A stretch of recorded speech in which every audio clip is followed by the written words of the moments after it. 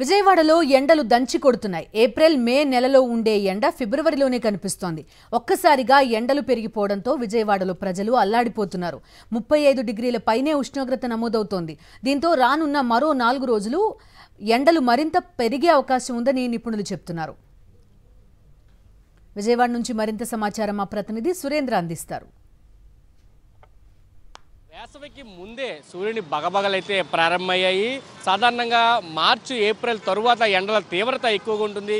కానీ ఈసారి ఫిబ్రవరి మొదటి నుంచి కూడా ఎండల తీవ్రత అయితే పెరిగిన పరిస్థితి కనిపిస్తుంది. జనరల్గా ఉండే టెంపరేచర్ కంటే కూడా పెరుగుతున్న పరిస్థితి అయితే మనం చాలా స్పష్టంగా కనిపిస్తుంది. మధ్యాహ్నం బయటికి రావాలంటే జనాలు ఇబ్బందులు పడుతున్న పరిస్థితి, ఇటు వేడిమి గాలులు కూడా వస్తున్న పరిస్థితి అయితే కనిపిస్తుంది. వరుసగా ఈ 4 రోజుల్లో క్రమంగా చూసుకుంటే కనుక 25 నుంచి 28 డిగ్రీలు ఉండే ఎండ కాస్త 30 డిగ్రీల పైన వెళ్ళిన పరిస్థితి.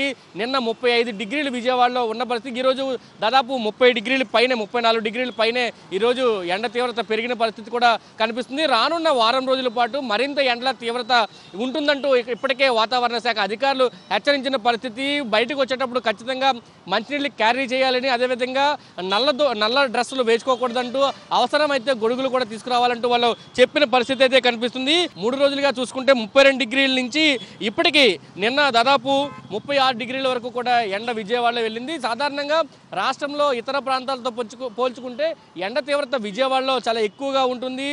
సాధారణంగా జనరల్ రోజుల్లోనే వేసవికాలం తలపిస్తుంది. కానీ వేసవికాలం సమీపిస్తున్నప్పుడు మరింత ఎండ తీవ్రత పెరిగే అవకాశం ఉందంటూ ఇప్పటికే వాతావరణ శాఖ అధికారులు హెచ్చరించిన పరిస్థితి కూడా కనిపిస్తుంది. మరొక పక్క ఇప్పటికే చలివేంద్రాలు కూడా జనరల్గా ఏప్రిల్ మే నెలలో చలివేంద్రాల అవసరం పడుతుంది. ఆ సమయంలో చలివేంద్రాలు పెడతారు. కానీ ఇప్పుడు ఫిబ్రవరిలోనే చలివేంద్రాలు పెట్టే పరిస్థితి విజయవాడలో కనిపిస్తుందంటే ఎండ తీవ్రత ఏ విధంగా ఉందో మనం అర్థం చేసుకోవచ్చు. క్రమేణా కూడా ఇప్పుడు ఎండ తీవ్రత పెరుగుతున్న పరిస్థితి అయితే మనకు చాలా స్పష్టంగా కనిపిస్తుందని చెప్పాలి. వారం రోజుల్లో ఎండ తీవ్రత మరీ ఎక్కువగా ఉండే అవకాశం ఉంది. ఇప్పుడే మార్చి ఏప్రిల్లో ఉండాల్సిన ఎండ ఫిబ్రవరిలో రావడంతో మార్చి ఏప్రిల్లో పరిస్థితి ఏ విధంగా ఉంటుంది, మే నాటికి పరిస్థితులు ఎంత దారుణంగా ఉంటాయనే ఆందోళన అయితే ప్రజల్లో వ్యక్తం అవుతుందని చెప్పాలి. కెమెరా పర్సన్ వంశీతో కలిసి సురేంద్ర, సాక్షి టీవీ, విజయవాడ నుంచి. ఇటు తిరుపతిలో కూడా ఎండలు మండిపోతున్నాయి. ఫిబ్రవరిలోనే ప్రజలు ఉక్కిరిబిక్కిరవుతున్నారు. మధ్యాహ్నం 12 గంటలు దాటితే చాలు రోడ్లపైకి రావాలంటే భయపడుతున్నారు. గడిచిన 3 రోజులుగా వేసవి తీవ్రత పెరుగుతుండటంతో ప్రజలు తీవ్ర ఇబ్బంది పడుతున్నారు. తిరుపతి నగరంలో వేసవి తాపంపై మరింత సమాచారం మా ప్రతినిధి విజయమూర్తి అందిస్తారు. టెంపుల్ సిటీ తిరుపతి నగరంలో ప్రచండ బాణుడు ప్రతాపానికి రోడ్లన్నీ కూడా వెలవెలబోతూ ఉన్నాయి. బయటకు రావాలంటేనే భయపడుతున్నటువంటి పరిస్థితి. ఉదయం 11 గంటలు దాటితే చాలు రోడ్లపైకి జనాలు రావడానికి జంకుతూ ఉన్నారు. ప్రస్తుతం మనం తిరుపతి నగరంలో ఏదైతే ఓల్డ్ మున్సిపల్ కార్యాలయం ఎదురుగా ఉన్నటువంటి ఈ యొక్క సర్కిల్ వద్ద ఉన్నాం. వేసవి తాపం నుంచి ఉపశమనం పొందేందుకు నగర ప్రజలంతా కూడా శీతల పానీయాలు సేవిస్తూ బయటకు రావాలంటేనే భయపడుతున్నటువంటి పరిస్థితులు ఈరోజు తిరుపతి నగరంలో నెలకొని ఉన్నాయి. గడిచిన 3 రోజులుగా వేసవి తాపంతో ఉక్కిరిబిక్కిరవుతున్నటువంటి నగర ప్రజలు రోడ్లపైకి రావడానికి భయపడుతున్నారు. సాయంత్రం 5 దాటితేనే గానీ బయటకు రాలేనటువంటి పరిస్థితులు.